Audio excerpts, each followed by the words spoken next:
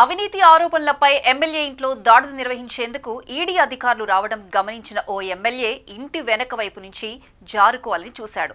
గోడదూకి పారిపోతున్న ఎమ్మెల్యేని గమనించి ఈడీ అధికారులు పరిగెత్తుకుంటూ వెళ్లారు. దీంతో ఎమ్మెల్యే వెంటనే తన దగ్గర ఉన్న సెల్ ఫోన్ను పొదల్లోకి విసిరేసి పారిపోతుండగా పట్టుకున్నారు. పశ్చిమ బెంగాల్లోని ముర్షిదాబాద్ జిల్లాలో జరిగిన ఘటన సంచలనం రేపింది. బెంగాల్ రాష్ట్రంలో టీచర్ పోస్టుల భర్తీలో భారీ ఎత్తున అవకతవకలు జరిగాయన్న ఆరోపణలు వెల్లువెత్తాయి. కుంభకోణంలో పెద్ద తలకాయలుండడంతో రాజకీయంగా ప్రకంపనలు సృష్టించింది. మీడియా కథనాలతో నిజమేంతో తేల్చుకునేందుకు ఈడీ అధికారులు రహస్యంగా ఆరా తీశారు. కుంభకోణంలో అధికార party TMC MLA Jeevan Krishna Saha పాత్ర ఉన్నట్లు ఆధారాలు దొరికాయి. దీంతో ఈడీ అధికారులు దాడికి బయలుదేరారు. ముర్షిదాబాద్ జిల్లా బుర్వాన్ నియోజకవర్గానికి ప్రాతినిధ్యం వహిస్తున్న తృణమూల్ కాంగ్రెస్ పార్టీ ఎమ్మెల్యే జీవన్ కృష్ణ సాహా ఇంటికి చేరుకున్న ఈడీ అధికారులు సెక్యూరిటీ గార్డు వద్ద ఇద్దరు పోలీసులు కాపలా ఉంచారు. తర్వాత ఇంట్లోకి చేరుకొని ఎవరూ బయటకు పోకుండా ప్రధాన ద్వారం వద్ద మరికొందరిని కాపలా పెట్టి ఎమ్మెల్యేకు సమాచారం ఇచ్చారు. వీరి రాకను ముందే గమనించిన ఎమ్మెల్యే మొదటి అంతస్తు నుంచి గోడ దూకి పారిపోతుండగా అధికారులు గుర్తించి పట్టుకున్నారు. ఉపాధ్యాయుల పోస్టుల భర్తీలో కుంభకోణానికి సంబంధించి ఆరోపణలు రావడంతో సోదాలు చేస్తున్నామని ఈ అధికారులు ప్రకటించారు.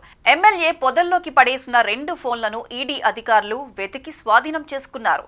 ఎమ్మెల్యే ఉపయోగించిన ఫోన్లను ఫోరెన్సిక్ పంపించారు. విచారణకు సహకరించకపోవడంతో అరెస్ట్ చేశారు. ఎమ్మెల్యే ఇంటితో పాటు రఘునాథ్గంజ్ లోని ఆయన అత్తమామలు, ఇతర బంధువుల ఇళ్లలోనూ ఏకకాలంలో సోదాలు చేపట్టారు.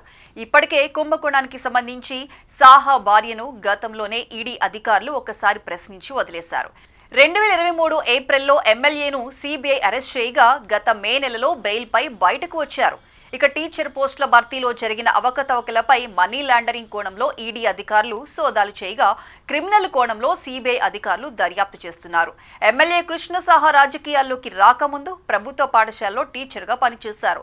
ఎమ్మెల్యే భార్య కూడా ప్రభుత్వ పాఠశాలలో ఉపాధ్యాయురాలు. 2021లో జరిగిన ఎన్నికల్లో ఎమ్మెల్యేగా గెలిచారు. స్కూల్ టీచర్ల నియామకాల్లో జరిగిన కుంభకోణం బట్టబయలు కావడంతో 2023 ఏప్రిల్లో ఎమ్మెల్యే సాహాను సిబిఐ అరెస్ట్ చేసింది. దీంతో జైలుకు వెళ్లిన ఎమ్మెల్యే దాదాపు 13 నెలల తర్వాత గత ఏడాది మే 14న బెయిల్ మంజూరైంది. ఇక కండిషనల్ బెయిల్ బదులు గత నెలలో రెగ్యులర్ బెయిల్ ఇవ్వడంతో ఆయన స్వేచ్ఛగా బయట తిరుగుతున్నారు.